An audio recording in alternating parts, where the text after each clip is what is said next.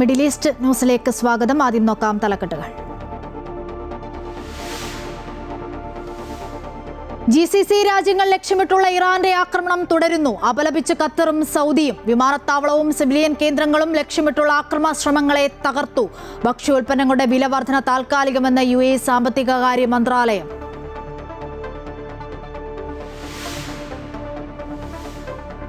രാജ്യം പാചകവാതക പ്രതിസന്ധിയിലേക്ക്. ഹോട്ടലുകൾക്ക് LPG cylinder നൽകേണ്ടെന്ന് കേന്ദ്രം. പാചകവാതക വിതരണത്തിൽ മുൻഗണന ആശുപത്രികൾക്കും വിദ്യാഭ്യാസ സ്ഥാപനങ്ങൾക്കും. സിലിണ്ടറുകളുടെ വിതരണം നിർത്തിയതോടെ ഹോട്ടൽ ജീവനക്കാർ ആശങ്കയിൽ.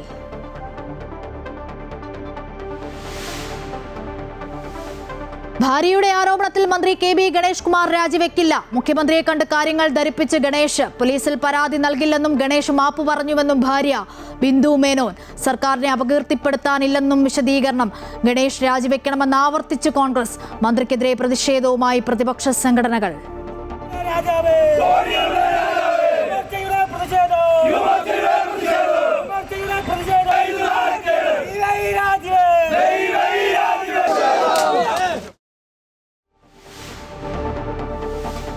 നേതാക്കളുടെ പരസ്യ പ്രതികരണങ്ങൾ വിലക്കി KPCC. സ്ഥാനാർത്ഥി നിർണയത്തിൽ സ്വയം പ്രഖ്യാപനങ്ങൾ നടത്തരുതെന്ന് K സുധാകരൻ ഉൾപ്പെടെയുള്ളവർക്ക് മുന്നറിയിപ്പ്.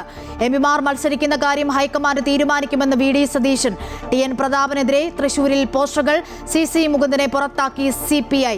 G സുധാകരൻ അമ്പലപ്പുഴയിൽ സ്വതന്ത്രനായി മത്സരിച്ചേക്കും. അന്തിമ തീരുമാനത്തിന് ശേഷം UDFനെ നിലപാട് അറിയിക്കും. പ്രധാനമന്ത്രി നാളെ കേരളത്തിൽ. സ്പാർക്ക് ഡാറ്റ ചോർച്ചയിൽ സംസ്ഥാന സർക്കാരിന് ആശ്വാസം. മുഖ്യമന്ത്രിയുടെ ഓഫീസ് തിരഞ്ഞെടുപ്പ് ലക്ഷ്യമിട്ട് സന്ദേശം അയച്ചുവെന്ന ഹർജി ഹൈക്കോടതി തള്ളി. സന്ദേശം അയച്ചതിൽ തെറ്റില്ലെന്നും നല്ല ഭരണത്തിന്റെ ഭാഗമെന്നും കോടതി നിരീക്ഷണം.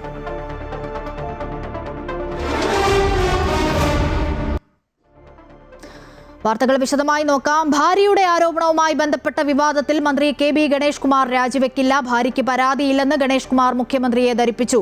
ഗണേഷ് വിഷയം മന്ത്രിസഭയിൽ ചർച്ചയായില്ല. KSRTCയുടെ പരിപാടിയിൽ പങ്കെടുക്കാനെത്തിയ മന്ത്രിയെ അഭിവാദ്യങ്ങളോടെ പ്രവർത്തകർ സ്വീകരിച്ചു. ചിലർ തന്റെ ചോര കുടിക്കാനായി കാത്തിരുന്നുവെന്നും രാജിവെക്കാൻ ഉദ്ദേശമില്ല എന്നും പ്രസംഗത്തിനിടെ മന്ത്രി മറുപടി നൽകി. നിയമസഭാ തെരഞ്ഞെടുപ്പിന് തൊട്ടുമുമ്പ് ഒരു മന്ത്രിയുടെ രാജിയിൽ നിന്ന് തലനാരിഴയ്ക്ക് സർക്കാരും പാർട്ടിയും മന്ത്രിയും രക്ഷപ്പെട്ടു. മന്ത്രിസഭാ യോഗത്തിനു പോലും ഗണേഷ് കുമാർ പങ്കെടുക്കുമോ എന്ന ആകാംക്ഷ നിലനിന്നിടത്താണ് നേരം വെളുത്തതോടെ അടിയന്തര ഇടപെടലുണ്ടായത്. ഭാര്യയെ ഫോണിൽ വിളിച്ച് മാപ്പ് പറഞ്ഞു ക്ഷമിച്ചുവെന്ന് ഉറപ്പാക്കിയ ശേഷം വാളകത്തെ വീട്ടിൽ നിന്നും മന്ത്രി തിരുവനന്തപുരത്തേക്ക് പുറപ്പെട്ടു. നേരെ ക്യാബിനറ്റ് യോഗത്തിൽ മുഖ്യമന്ത്രിയെ നേരിട്ട് കണ്ട് പ്രശ്നങ്ങൾ പരിഹരിച്ചതായും കുടുംബ പ്രശ്നം മാത്രമായി കാണണമെന്നും തെളിവുകളൊന്നും പുറത്തു വരില്ല എന്നും ഗണേഷ് കുമാർ ഉറപ്പു നൽകി. പ്രശ്നങ്ങൾ ഏറെക്കുറെ പരിഹരിച്ചെന്ന് ബോധ്യപ്പെട്ടതോടെ നിർണായക തിരഞ്ഞെടുപ്പ് വേളയിൽ മന്ത്രിയെ കൈവിടേണ്ടെന്ന് മുഖ്യമന്ത്രിയും തീരുമാനിച്ചു. തുടർന്ന് വിജയ് ശ്രീലാളിതനായി മന്ത്രിസഭായോഗത്തിൽ നിന്നും പുറത്തിറങ്ങിയ ഗണേഷ് കുമാർ നേരെ KSRTCയുടെ പരിപാടിയിലെത്തി. അഭിവാദ്യങ്ങളോടെ പ്രവർത്തകർ സ്വീകരിച്ചു. പ്രതിഷേധം കണക്കിലെടുത്ത് കനത്ത സുരക്ഷയാണ് ഒരുക്കിയിരുന്നത്. മാധ്യമങ്ങളുടെ ചോദ്യങ്ങൾക്ക് വ്യക്തത വരുത്താൻ തയ്യാറായില്ല. എന്നാൽ പരിപാടിക്കിടെ മാധ്യമങ്ങളെ അടക്കം വിമർശിച്ചാണ് പ്രസംഗിച്ചത്. വിരോധിപ്പിക്കാനും വിദ്വേഷിപ്പിക്കാനും എൻ്റെ ചോര വേണമെങ്കിൽ ഒരു പിച്ചാത്തിയതാ ഞാൻ മുറിച്ചു തരാം, കുടിച്ചോ. അല്ലാതെ വെറുതെ നടന്ന് എൻ്റെ പുറകെ നടക്കണ്ട. ഞാൻ ഇന്നിപ്പോൾ ഇതൊന്നും തരാതെ ഞാൻ രാജിവെച്ചു പോകുന്ന ചിലർ വിചാരിച്ചേ. അത് നടന്നില്ല. അങ്ങനെയൊക്കെ ആഗ്രഹിക്കാൻ കൊള്ളാമോ? മന്ത്രിസഭയ്ക്ക് ഇനി 5 ദിവസം 6 ദിവസം കാലം ഇലക്ഷൻ പ്രഖ്യാപിച്ച മന്ത്രിക്ക് ഒരു വിലയില്ല. മന്ത്രിക്ക് ഒരു വിലയില്ല ഇലക്ഷൻ പ്രഖ്യാപിച്ചു കഴിഞ്ഞു. അതുകൊണ്ട് അത്തരം സന്തോഷത്തിന് വേണ്ടി നടക്കണ്ട. അതൊരു നല്ല കാര്യമല്ല. അതുകൊണ്ടാണ് ഞാൻ ഇവിടെ ഒന്നും മിണ്ടാത്തത്. എന്നാൽ ഗണേഷ് കുമാർ വിഷയത്തിൽ മുന്നണിയിൽ അസ്വാരസ്യങ്ങളുണ്ട്. CPI കടുത്ത വിയോജിപ്പ് അറിയിച്ചുവെന്നാണ് report. Amrita News, Thiruvananthapuram. KB Ganesh കുമാറിന്റേത് കുടുംബകാര്യമല്ലെന്നും ഇക്കാര്യത്തിൽ മുഖ്യമന്ത്രി മൗനം പാലിക്കുന്നത് ഇരട്ടത്താപ്പെന്നും പ്രതിപക്ഷ നേതാവ് VD സതീശൻ. ഗണേഷ് കുമാറിന്റെ രാജി എന്ന ആവശ്യത്തിൽ ഉറച്ചു നിൽക്കുന്നു. സ്പാർക്ക് ഡാറ്റ ചോർച്ചാ വിഷയത്തിൽ മേൽക്കോടതിയെ സമീപിക്കുമെന്നും സതീശൻ പറഞ്ഞു. കുടുംബ പ്രശ്നമായിരുന്നെങ്കിൽ എന്തിനാണ് 2013 പിണറായി വിജയൻ അടക്കമുള്ള CPM നേതാക്കൾ ഉമ്മൻചാണ്ടി മന്ത്രിസഭയിൽ നിന്ന് ഗണേഷ് കുമാർ രാജിവെക്കണമെന്ന് ആവശ്യപ്പെട്ടത്? ആ ചോദ്യത്തിന് മറുപടി പറയണം. അന്നും കുടുംബ പ്രശ്നമായിരുന്നു. പക്ഷെ കുടുംബ പ്രശ്നത്തിൻ്റെ പേരിൽ മന്ത്രി ഗണേഷ് കുമാർ ഉമ്മൻചാണ്ടി മന്ത്രിസഭയിൽ നിന്ന് രാജിവെക്കണമെന്ന് ആവശ്യപ്പെട്ട ആളാണെന്ന് പിണറായി വിജയൻ പാർട്ടി സെക്രട്ടറി. അന്ന് ഉമ്മൻചാണ്ടി അദ്ദേഹത്തോട് രാജിവെക്കാൻ ആവശ്യപ്പെടുകയും അദ്ദേഹം രാജിവെക്കുകയും ചെയ്തു. മന്ത്രി കെ ബി ഗണേഷ് കുമാർ രാജിവെക്കണമെന്ന് KPCC അധ്യക്ഷൻ അഡ്വക്കേറ്റ് സണ്ണി ജോസഫ് MLA. രാജിവെച്ചില്ലെങ്കിൽ പുറത്താക്കാൻ മുഖ്യമന്ത്രി തയ്യാറാകണം. ഒത്തുതീർപ്പാണോ മുഖ്യമന്ത്രിയും CPM-ഉം ആഗ്രഹിക്കുന്നതെന്നും അദ്ദേഹം ചോദിച്ചു. പാർട്ടിയും സർക്കാരും ജനാധിപത്യ മഹിളാ അസോസിയേഷനും നിലപാട് വ്യക്തമാക്കണമെന്നും അദ്ദേഹം ആവശ്യപ്പെട്ടു. ഇത് ജനങ്ങൾ മനസ്സിലാക്കിയ വിഷയമാണ്. ഇത്തരം കാര്യങ്ങളിൽ സെറ്റിൽമെന്റ് ആണോ CPM-ഉം കേരളത്തിലെ മുഖ്യമന്ത്രിയും ആഗ്രഹിക്കുന്നത്? അവർക്ക് അവരുടെ കൂടെ നിൽക്കുന്നവർക്ക് എന്തുവാകാം. ഇതിനു മുമ്പും ഗണേഷ് കുമാറിനെതിരെ പരാതി വന്നിട്ടുണ്ട്. അത് UDF-ന്റെ കാലത്തുണ്ടായിരുന്നപ്പോൾ അദ്ദേഹം രാജിവെച്ചു. അദ്ദേഹത്തെ വെടക്കാക്കി അവർ തനിക്കാക്കി. ഇപ്പോൾ ആ സ്വഭാവവും ആ പരാതിയും ആവർത്തിക്കുകയാണ്.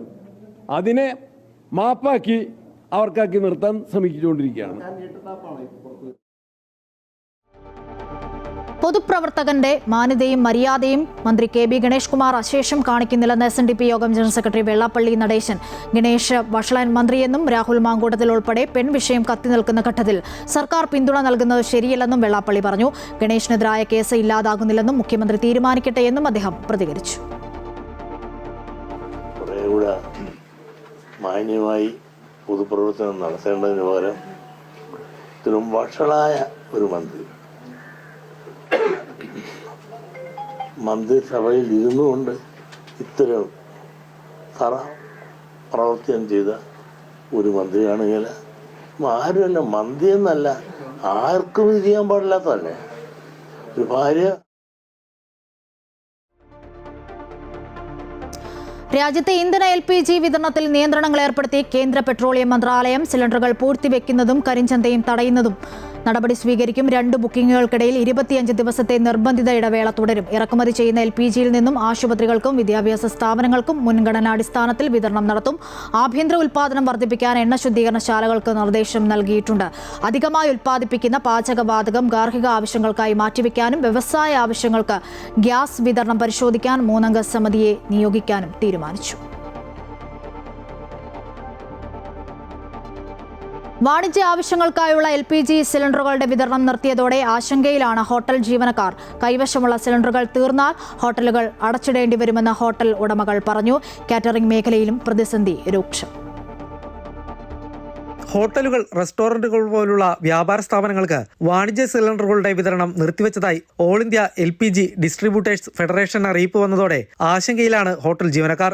2ഉം അതിലധികവും സിലിണ്ടറുകൾ ദിവസവും ഉപയോഗിക്കേണ്ടി വരുന്നവരാണ് ഏറിയ പങ്കും ഹോട്ടലുകൾ. പ്രതിസന്ധി കണക്കിലെടുത്ത് നേരത്തെ തന്നെ ഗ്യാസ് ഉപയോഗം ഹോട്ടൽ ഉടമകൾ ചുരുക്കിയിരുന്നു. ഒരു ദിവസം 2 കുറ്റി വേണം. പിന്നെ അങ്ങ് എരിഞ്ഞ് ഒരു കുറ്റിമേലൊക്കെ അങ്ങ് അഡ്ജസ്റ്റ് ചെയ്യണുണ്ട് ഇപ്പോൾ. അപ്പോൾ സാധനങ്ങൾ കുറയ്ക്കും. അപ്പം പൂട്ടേണ്ടി വരും, ഞങ്ങൾ കട പൂട്ടേണ്ടി വരും, അല്ലാണ്ട് രക്ഷയില്ലല്ലോ. ഗ്യാസ് കിട്ടിയില്ലെങ്കിൽ നമുക്ക് കട തുറക്കാൻ പറ്റില്ല. ഗ്യാസ് ലഭിച്ചില്ലെങ്കിൽ ഹോട്ടലുകൾ അടച്ചിടേണ്ടി വരും. ഇത് ഹോട്ടൽ ഉടമകൾക്ക് മാത്രമല്ല ജീവനക്കാർക്കും ബുദ്ധിമുട്ടാകും. 2-3 ദിവസമായിട്ട് തന്നെ ഗ്യാസ് സിലിണ്ടർ കിട്ടാത്തതുകൊണ്ടുള്ള ബുദ്ധിമുട്ടുകളുണ്ട്. ഇനിയിപ്പോൾ 2 ദിവസം കൂടി തുറക്കാനുള്ളൊരു കപ്പാസിറ്റിയേ നമുക്കുള്ളൂ. ഇപ്പം നമ്മളുടെ പ്രയാസമല്ല, അതിനെക്കാട്ടിയും വലിയ പ്രയാസം നമ്മുടെ പണിക്കാരുടെ കാര്യം നമ്മൾ ഓർക്കുമ്പോഴാണ്. അവരുടെ കാര്യം ഒന്നും നടക്കാത്ത അവസ്ഥയിലോട്ട് പോകില്ലേ. 7-8 പണിക്കാരോളം നമുക്കുണ്ട്. അപ്പോൾ അവരുടെ കാര്യങ്ങളൊക്കെ ഇടങ്ങാറാവും. അപ്പോൾ അവർക്ക് പോലും എന്തെങ്കിലും വെച്ചുണ്ടാക്കി കഴിക്കണമെങ്കിൽ അതിന് പോലും നമുക്ക് ഇല്ലാത്തൊരു സാഹചര്യത്തിലേക്കാണ് പോകുന്നത്.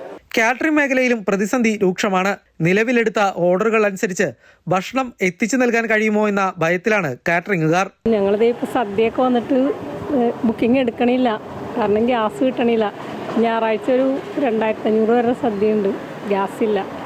വിറകടുപ്പൊന്നും വെക്കാൻ പെട്ടെന്ന് അങ്ങനെ ചെയ്യാൻ പറ്റില്ലല്ലോ. അപ്പം എന്ത് ചെയ്യണം എന്ന് ഭയങ്കര ബുദ്ധിമുട്ടിൽ, നല്ല വിഷമത്തിലിരിക്കണേ ഞങ്ങൾ. സദ്യ ഏറ്റുപോയില്ലേ, ചെയ്തു കൊടുക്കണ്ടേ. അത്യാവശ്യ വിഭാഗത്തിൽപ്പെടുന്ന ഉപഭോക്താക്കൾക്ക് മാത്രം ഗ്യാസ് വിതരണം നടത്താനാണ് all India LPG Distributors federation നിർദ്ദേശം.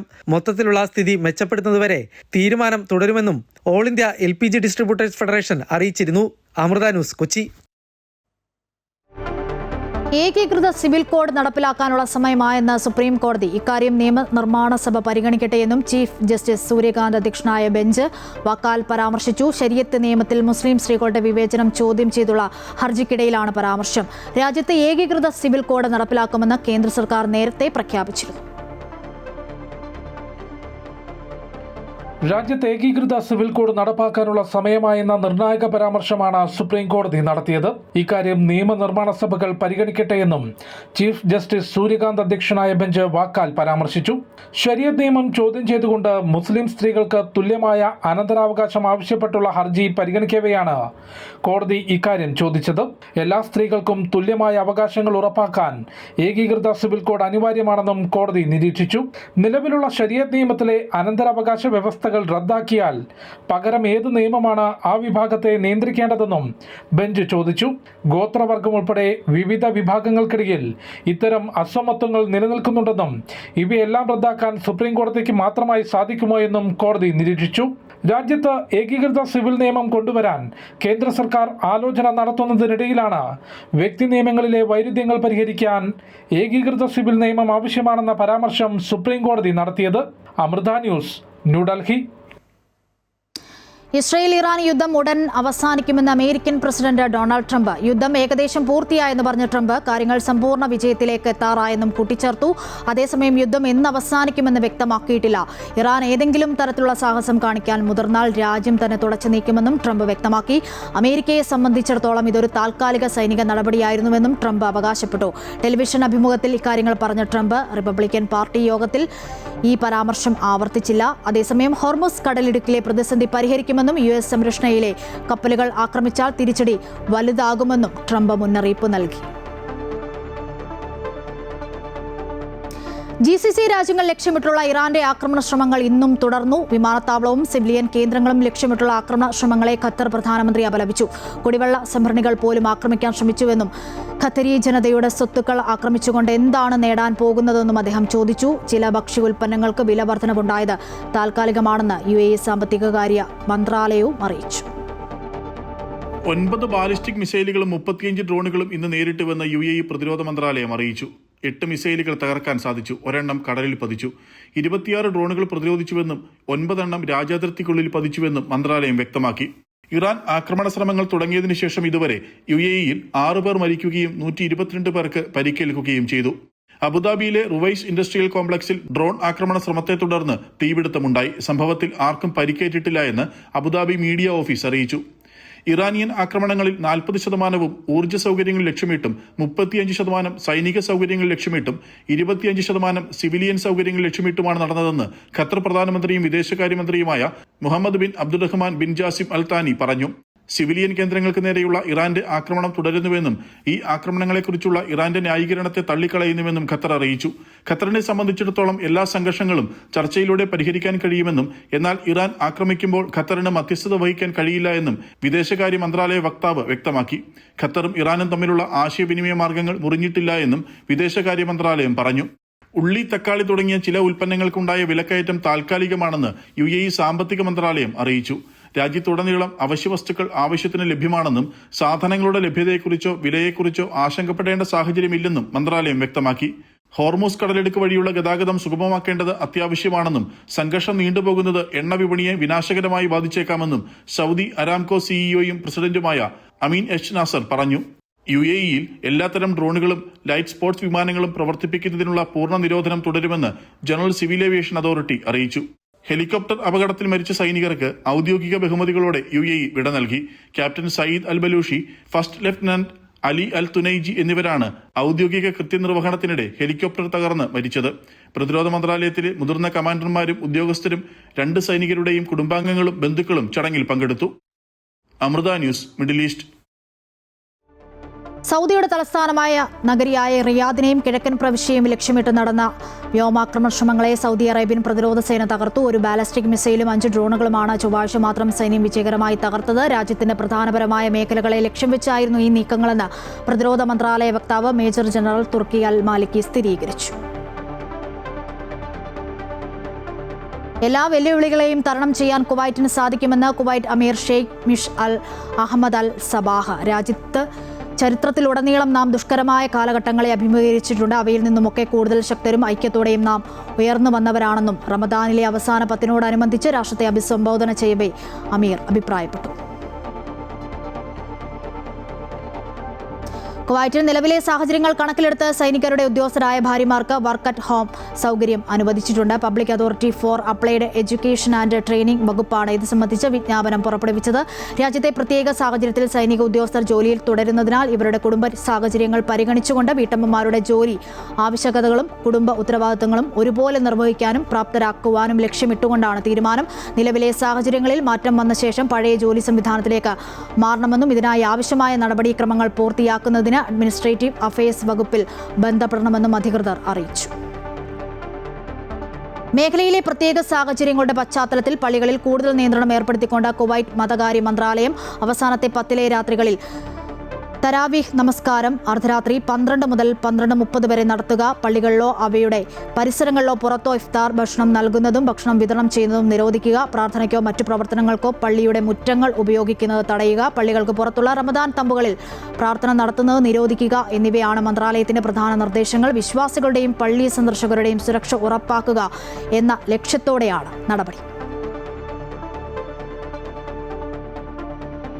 മക്കയിലെ വിശുദ്ധ ഹറമിൽ അനുഭവപ്പെടുന്ന കടുത്ത തിരക്ക് കണക്കിലെടുത്ത് കബാലയത്തോട് ചേർന്ന പ്രദക്ഷിണ സ്ഥലമായ മദാഫ് ഉംറ തീർത്ഥാടകർക്ക് മാത്രമായി നീക്കിവെച്ചതായി സൗദി ഹജ്ജ് ഉംറ മന്ത്രാലയം അറിയിച്ചു. തവാഫ് നടത്തുന്നതിനുള്ള സ്ഥാപിത നിയമങ്ങൾ തീർത്ഥാടകർ പാലിക്കണം. ഇത് മദാഫിനുള്ളിൽ തവാഫ് ക്രമീകരിക്കാനും എല്ലാവരെയും കർമ്മങ്ങൾ നിർവഹിക്കാനും സഹായിക്കുന്നു. മുകളിലെ നിലകളിലും തവാഫ് നിർവഹിക്കാൻ സൗകര്യമുണ്ട്. കുവൈറ്റിലെ അബ്ബാസിയയിൽ അഭ്യാസ പ്രകടനം നടത്തിയ വാഹനമിടിച്ച ഇന്ത്യൻ വിദ്യാർത്ഥി ദാരുണമായി കൊല്ലപ്പെട്ടു. തമിഴ്നാട് സ്വദേശിയും യുണൈറ്റഡ് ഇന്റർനാഷണൽ സ്കൂൾ +2 വിദ്യാർത്ഥിയുമായ ജോയൽ മേവിൻ മൈക്കിളാണ് മരിച്ചത്. ട്യൂഷൻ കഴിഞ്ഞ് വീട്ടിലേക്ക് മടങ്ങുകയായിരുന്നു ജോയലിനെ സമീപത്തെ റോഡിൽ വാഹനാഭ്യാസം നടത്തിയ വാഹനം മറ്റൊരു വാഹനത്തിൽ ഇടിക്കുകയും വിദ്യാർത്ഥിയുടെ ദേഹത്തേക്ക് ഇടിച്ച് കയറുകയുമായിരുന്നു. ഇടിയുടെ ആഘാതത്തിൽ സംഭവസ്ഥലത്ത് വെച്ച് തന്നെ കുട്ടി മരിച്ചു. സ്മാർട്ട് ഇന്ത്യൻ സ്കൂളിനും ലേണേഴ്സ് സ്കൂളിനും ഇടയിലുള്ള റോഡിൽ വെച്ചായിരുന്നു അപകടം. സർക്കാർ ജീവനക്കാരുടെ ഡാറ്റ ചോർത്തിയെന്നാരോപിച്ച് നൽകിയ ഹർജികൾ ഹൈക്കോടതി തള്ളി. ഡാറ്റ ചോർച്ചയില്ലെന്നും ഭരണ നേട്ടങ്ങൾ അറിയിച്ചത് സദ്ഭരണത്തിന്റെ ഭാഗമെന്നുമായിരുന്നു സർക്കാർ വാദം കോടതി അംഗീകരിച്ചത്. അയച്ച സന്ദേശങ്ങളിൽ രാഷ്ട്രീയ ലക്ഷ്യത്തിന് തെളിവില്ലെന്നും കോടതി വ്യക്തമാക്കി.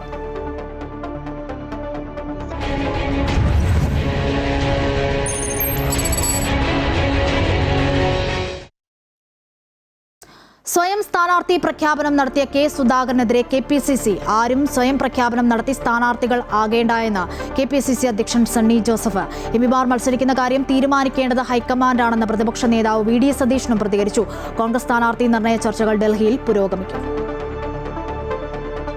നിയമസഭാ തെരഞ്ഞെടുപ്പിന്റെ സ്ഥാനാർത്ഥി നിർണയത്തിനായി KPCC അധ്യക്ഷൻ സണ്ണി ജോസഫ്, പ്രതിപക്ഷ നേതാവ് VD സതീശൻ, രമേശ് ചെന്നിത്തല തുടങ്ങി മുതിർന്ന നേതാക്കൾ ഡൽഹിയിൽ ദേശീയ നേതൃത്വവുമായി ചർച്ച നടത്തുകയാണ്. എന്നാൽ ചർച്ചകൾക്ക് മുൻപേ തന്നെ കണ്ണൂരിൽ കെ സുധാകരൻ MP സ്ഥാനാർത്ഥിത്വം സ്വയം പ്രഖ്യാപിച്ചതോടെയാണ് KPCC നേതൃത്വം നിർദ്ദേശം പുറത്തിറക്കിയത്. ആരും സ്വയം പ്രഖ്യാപനം നടത്തി സ്ഥാനാർത്ഥികളാകേണ്ടെന്ന് KPCC അധ്യക്ഷൻ സണ്ണി ജോസഫ് പറഞ്ഞു. നിർദ്ദേശത്തിന്റെ സ്വരം കനത്തതല്ലെന്നും സണ്ണി ജോസഫ് കൂട്ടിച്ചേർത്തു. സീറ്റ് വിഭജന ചർച്ച UDFന്റെ സീറ്റ് വിഭജന ചർച്ചയും സ്ഥാനാർത്ഥി നിർണയവും നേതൃത്വത്തിന്റെ ഭാഗമായിട്ടാണ് എടുക്കുന്നത്. അതിന് കാത്തു നിൽക്കാൻ എല്ലാവരും ക്ഷമ കാണിക്കണം. MPമാർ മത്സരിക്കുന്നത് തീരുമാനിക്കേണ്ടത് ഹൈക്കമാൻഡാണെന്നും ഒരാളും സ്വയം സ്ഥാനാർത്ഥിത്വം പ്രഖ്യാപിക്കേണ്ടതില്ലെന്നും VD സതീശൻ പറഞ്ഞു. സ്വയം പ്രഖ്യാപനം നടത്തുന്നവരെ നേതൃത്വം ശ്വാസിക്കുമെന്നും താൻ മത്സരിക്കുന്ന കാര്യം പോലും തീരുമാനമായില്ല എന്നും പ്രതിപക്ഷ നേതാവ് വ്യക്തമാക്കി. സീറ്റ് വിഭജനം പാർട്ടിയുടെ താഴെ തട്ടിലല്ല നടത്തേണ്ടത്. അങ്ങനെ നേതാക്കന്മാർ അറിവോടുകൂടി അത് ചെയ്തിട്ടുണ്ടെങ്കിൽ ആ നേതാക്കന്മാർ ശാസിക്കപ്പെടും, ഒരു സംശയമില്ല. അവർ ചെയ്യാൻ പാടില്ലാത്ത ഒരാൾ സ്വയം സ്ഥാനാർത്ഥി ചമയാണ്. പേരുകൾ പ്രഖ്യാപിക്കും മുൻപ് സ്ഥാനാർത്ഥികളെ എതിർത്തുള്ള പരസ്യ പ്രസ്താവന ശരിയല്ലെന്നും കുണ്ടറ കേന്ദ്രീകരിച്ച് പ്രവർത്തിക്കാൻ കേന്ദ്ര നേതൃത്വം തനിക്ക് നിർദ്ദേശം നൽകിയെന്നും PC വിഷ്ണുനാഥ് പറഞ്ഞു. പല മണ്ഡലങ്ങളിലും ഒറ്റപ്പേരിലേക്ക് എത്താൻ സാധിക്കാത്തത് സ്ഥാനാർത്ഥി നിർണയത്തിൽ കോൺഗ്രസിന് തലവേദനയാകുന്നുണ്ട്. അമൃത ന്യൂസ്, ന്യൂഡൽഹി. സ്ഥാനാർത്ഥിത്വം നിഷേധിക്കുന്നുവെന്നാരോപിച്ചും പരസ്യ പ്രസ്താവനയിലെ വിലക്കിലും കോൺഗ്രസ് സംസ്ഥാന നേതൃത്വത്തോട് ഇടഞ്ഞ് കെ സുധാകരൻ. ഇതിനിടെ KPCC ആസ്ഥാനത്തേക്ക് പ്രകടനം നടത്താനും സണ്ണി ജോസഫിന്റെ കോലം കത്തിക്കാനും സുധാകര വിഭാഗം തീരുമാനിച്ചുവെങ്കിലും പിന്നീട് മാറ്റുകയായിരുന്നു. നേതാക്കൾ ഇടപെട്ട് കെ സുധാകരനെ അനുനയിപ്പിച്ചു. TN പ്രതാപനെതിരെ നഗരമധ്യത്തിൽ പോസ്റ്ററുകൾ. തൃശൂർ പ്രസ് ക്ലബിന്റെ ചുവരിലാണ് സേവ് കോൺഗ്രസ് എന്ന പേരിൽ പോസ്റ്ററുകൾ പതിച്ചിരിക്കുന്നത്. കെ കരുണാകരന്റെ കുടുംബത്തെ ചതിച്ച യൂദാസ് ആണ് പ്രതാപനെന്നും അദ്ദേഹത്തിന് മാപ്പില്ലെന്നും പോസ്റ്ററുകളിൽ പറയുന്നു. തൃശൂരിലെ കോൺഗ്രസിനെ തകർക്കുന്ന കാലനാണ് പ്രതാപനെന്ന കടുത്ത ഭാഷയിലുള്ള വിമർശനങ്ങളാണ് പോസ്റ്ററിൽ ഉള്ളത്. CC മുകുന്ദനെ പിന്തുണയ്ക്കാനുള്ള നീക്കത്തിനെതിരെ പ്രാദേശിക കോൺഗ്രസ് നേതൃത്വം രംഗത്ത്. മറ്റു പാർട്ടികളിൽ നിന്നും പുറന്തള്ളുന്ന പാഴ്വസ്തുക്കളെ ചുമക്കേണ്ട ഗതികേടിലാണെന്നും നേതൃത്വം മാറിയെന്നും CC മുകുന്ദന് പിന്തുണ നൽകാൻ സാധിക്കില്ലെന്നും കോൺഗ്രസ് പ്രാദേശിക നേതൃത്വം വ്യക്തമാക്കി. അതേസമയം CC മുകുന്ദന്റെ രാജി ആവശ്യപ്പെടേണ്ടെന്ന നിലപാടിലാണ് CPI. കഴിഞ്ഞ 2 തവണയും നാട്ടിക MLA ആയിരുന്ന CC മുകുന്ദൻ CPIക്കെതിരെ കടുത്ത വിമർശനങ്ങൾ ഉന്നയിച്ച് രംഗത്ത് വന്നത് ഇന്നലെയാണ്. CPI നേതൃത്വം പണത്തിന് കീഴടങ്ങിയെന്നതടക്കമുള്ള ഗുരുതര ആരോപണമാണ് ഉന്നയിച്ചത്. വിമർശനങ്ങൾ ഉന്നയിക്കുന്നതിന് മണിക്കൂറുകൾക്ക് മുൻപ് CPI മണ്ഡലം കമ്മിറ്റിയിൽ നിന്നും CC മുകുന്ദൻ രാജിവെച്ചിരുന്നു.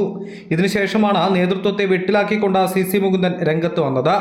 ഗീതാ ഗോപിയുടെ സ്ഥാനാർത്ഥിത്വം സ്പോൺസേഡ് സീറ്റാണെന്നും മുകുന്ദൻ തുറന്നടിച്ചു. പുതിയ പാർട്ടി ലിസ്റ്റ് വന്നപ്പോൾ ലിസ്റ്റ് വന്നപ്പോൾ എനിക്കൊരു പ്രതിഷേധമുണ്ടായി. ആ പ്രതിഷേധം പാർട്ടി വിരുദ്ധത്തിന് വേണ്ടി ആ രീതിയിലുള്ള സമീപനമാണ് ആരെയും സ്ഥാനാർത്ഥിത്വത്തിൽ വന്നത്. അപ്പോൾ അത് പ്രതിഷേധം മാനസികമായിട്ടുണ്ടായി. മുകുന്ദന് പിന്തുണ നൽകാനുള്ള കോൺഗ്രസ് നേതൃത്വത്തിന്റെ തീരുമാനത്തിനെതിരെ പരസ്യ പ്രതികരണവുമായി നാട്ടിലെ പ്രാദേശിക കോൺഗ്രസ് നേതൃത്വം രംഗത്തെത്തി. മറ്റു പാർട്ടികളിൽ നിന്നും പുറന്തള്ളുന്ന പാഴ്വസ്തുക്കളെ ചുമക്കേണ്ട ഗതികേടിലേക്ക് നേതൃത്വം മാറിയെന്നും CC മുകുന്ദന് പിന്തുണ നൽകാൻ സാധിക്കില്ലെന്നും കോൺഗ്രസ് പ്രാദേശിക നേതൃത്വം അറിയിച്ചു.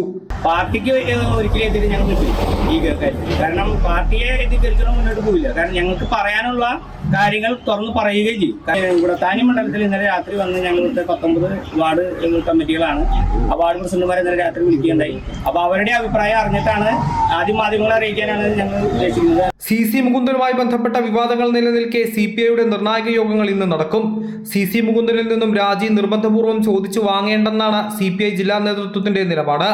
രാജിവെച്ച് ഒഴിയട്ടെ എന്ന നിലപാടിലാണ് നേതാക്കൾ. അതേസമയം CPIയിലെ പലരുടെയും ക്രമക്കേടുകൾ പുറത്തു പറയുമെന്ന CC മുകുന്ദന്റെ തുറന്നു പറച്ചിൽ CPI നേതൃത്വത്തെ പ്രതിസന്ധിയിലാക്കുകയാണ്. അമൃത ന്യൂസ്, തൃശൂർ. നേതൃത്വവുമായി ഇടഞ്ഞു നിൽക്കുന്ന മുതിർന്ന CPM നേതാവ് G സുധാകരൻ അമ്പലപ്പുഴയിൽ സ്വതന്ത്രനായി മത്സരിച്ചേക്കും. 2 ദിവസത്തിനകം തീരുമാനമുണ്ടാകും. നേതൃത്വം സീറ്റ് നൽകുവാൻ തയ്യാറാകാത്ത ഘട്ടത്തിൽ സ്വതന്ത്രനായി മത്സരിക്കാൻ സുധാകരൻ തീരുമാനമെടുക്കാനാണ് സാധ്യത. സുധാകരൻ മത്സരിച്ചാൽ UDF പിന്തുണയ്ക്കും. സുധാകരന്റെ തീരുമാനം അറിഞ്ഞ ശേഷമേ UDF അമ്പലപ്പുഴയിലെ സ്ഥാനാർത്ഥിയെ പ്രഖ്യാപിക്കുകയുള്ളൂ. നേതൃത്വം ഇടപെട്ടിട്ടും നിലപാടിൽ സുധാകരൻ ഉറച്ചു നിന്നതോടെ ഇനി അനുനയ നീക്കവുമായി മുന്നോട്ട് പോകേണ്ടതില്ല എന്ന നിലപാടിലാണ് CPM നേതൃത്വം.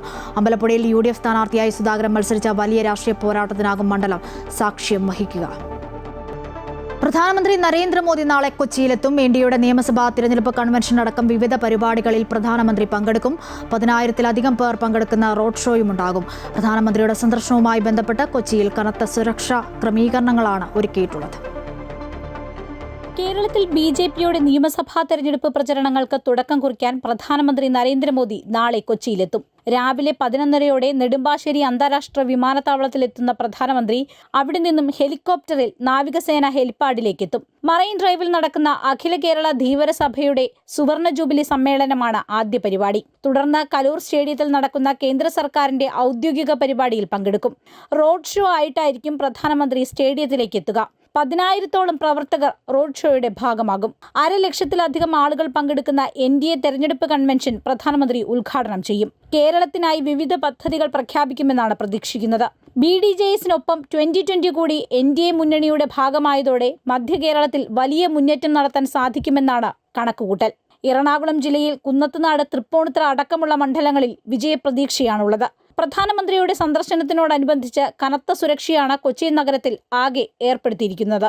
6 SP-മാർ, 26 DYSP-മാർ, 2,000-ലധികം പോലീസ് ഉദ്യോഗസ്ഥർ എന്നിവർക്ക് പുറമെ SPGയും സുരക്ഷയ്ക്കായി ഡ്യൂട്ടിയിലുണ്ട്. നഗരത്തിൽ ഗതാഗത നിയന്ത്രണവും ഉണ്ടായിരിക്കും. അമൃത ന്യൂസ്, കൊച്ചി. സ്പീക്കർ ഓം ബിർളയ്ക്കെതിരെ അവിശ്വാസ പ്രമേയം അവതരിപ്പിച്ച് പ്രതിപക്ഷം. സഭയിലെ എല്ലാ വിഭാഗങ്ങളുടെയും വിശ്വാസം പിടിച്ചുപറ്റാനും നിഷ്പക്ഷ മനോഭാവം നിലനിർത്താനും സ്പീക്കർക്ക് സാധിച്ചില്ലെന്ന് പ്രമേയം അവതരിപ്പിച്ച് കോൺഗ്രസ് അംഗം മുഹമ്മദ് ജാവേദ് പറഞ്ഞു. സഭ ചേരുമ്പോഴെല്ലാം പ്രതിപക്ഷ നേതാവ് രാഹുൽ ഗാന്ധി വിദേശത്താണെന്നും ലോക്സഭയിൽ സംസാരിക്കാൻ സ്പീക്കറുടെ അനുമതി ആവശ്യമാണെന്നും ചർച്ചയിൽ കേന്ദ്രമന്ത്രി കിരൺ റിജിജുവും പറഞ്ഞു. കോൺഗ്രസ് MP മുഹമ്മദ് ജാവേദാണ് സ്പീക്കർ ഓം ബിർളയെ പുറത്താക്കണമെന്ന് ആവശ്യപ്പെട്ടുള്ള അവിശ്വാസ പ്രമേയം ലോക്സഭയിൽ അവതരിപ്പിച്ചത്. മുഴുവൻ സഭാംഗങ്ങളുടെയും വിശ്വാസം പിടിച്ചുപറ്റുന്നതിൽ സ്പീക്കർ പരാജയപ്പെട്ടതായി മുഹമ്മദ് ജാവേദ് MP ആരോപിച്ചു. Feels he has ceased to maintain an impartial attitude towards the command of the necessary to command the confidence of all sections of the House. Speaker പക്ഷപാതപരമായി പെരുമാറിയെന്നും പ്രതിപക്ഷാംഗങ്ങളുടെ പ്രസംഗങ്ങൾ മനഃപൂർവ്വം തടസ്സപ്പെടുത്തിയെന്നും കെ.സി. വേണുഗോപാലും ഗൗരവ് ഗൊഗോയും ഉൾപ്പെടെയുള്ള പ്രതിപക്ഷാംഗങ്ങൾ പറഞ്ഞു. പ്രതിപക്ഷാംഗങ്ങൾ പ്രമേയത്തിന് പുറത്തുള്ള വിഷയങ്ങൾ ഉന്നയിച്ചത് നിരവധി തവണ സഭയിൽ വാക്കുതർക്കങ്ങൾക്ക് കാരണമായി.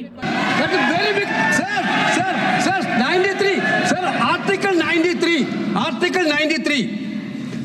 The House of the People shall, as soon as may be, choose 2 members of the House to be respectively Speaker and Deputy Speaker become vacant. Sir, this is the situation, sir. സഭയിൽ സംസാരിക്കാൻ ആരുടെയും അനുമതി ആവശ്യമില്ലെന്നാണ് പ്രതിപക്ഷ നേതാവ് പറയുന്നതെന്നും എന്നാൽ പ്രധാനമന്ത്രിക്കും പ്രതിപക്ഷ നേതാവിനും എംപിമാർക്കും സ്പീക്കറുടെ അനുമതി ആവശ്യമാണെന്നും കേന്ദ്രമന്ത്രി കിരൺ റിജിജു പറഞ്ഞു. സഭ ചേരുമ്പോഴെല്ലാം രാഹുൽ ഗാന്ധി വിദേശത്താണെന്നും അദ്ദേഹം വിമർശിച്ചു. उन्होंने कहा इस सदन में बोलने का मेरा अधिकार है, मुझे परमिशन नहीं चाहिए. इस सदन में प्रधानमंत्री हो सकते हैं, मंत्री हो सकते हैं, नेता प्रतिपक्ष हो सकते हैं, मगर इस सदन में बोलने के लिए स्पीकर का परमिशन आवश्यकता है. കിരൺ റിജിജുവിന്റെ ആരോപണങ്ങൾക്ക് മറുപടി പറഞ്ഞ പ്രിയങ്ക ഗാന്ധി സത്യം വിളിച്ചു പറയുന്ന നേതാവാണ് രാഹുൽ ഗാന്ധിയെന്നും അതാണ് ഭരണപക്ഷം അദ്ദേഹത്തെ ഉന്നം വെക്കുന്നതെന്നും വ്യക്തമാക്കി. ഡെപ്യൂട്ടി സ്പീക്കർ നിയമനം നടത്താൻ സർക്കാർ തയ്യാറാകുന്നില്ലെന്ന് Congress M P K C. Venugopal ചർച്ചയിൽ പറഞ്ഞു. അമൃത ന്യൂസ്, ന്യൂഡൽഹി.